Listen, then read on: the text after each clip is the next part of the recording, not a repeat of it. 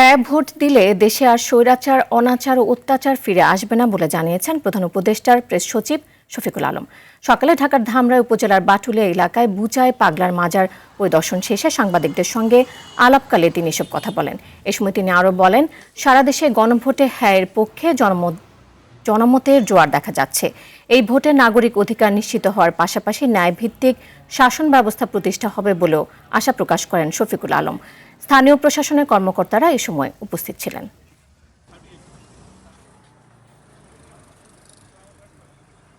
হা না ভোটের ক্ষেত্রে আমরা বলতে পারি যে আমরা সবাইকে বলবো যে হা ভোট দিতে। আমরা মনে করি যে হা ভোটের অলরেডি সারা বাংলাদেশে আমরা একটা জোয়ার দেখছি হা ভোটের জন্য।